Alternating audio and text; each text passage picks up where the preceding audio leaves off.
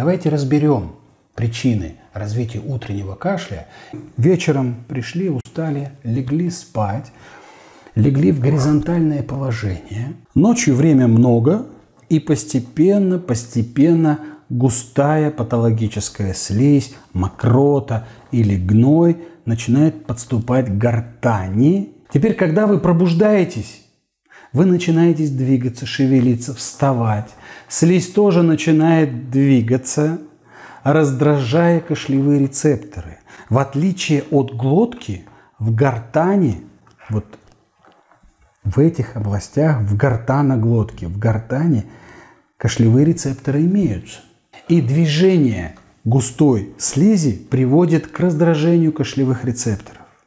И вы начинаете кашлять.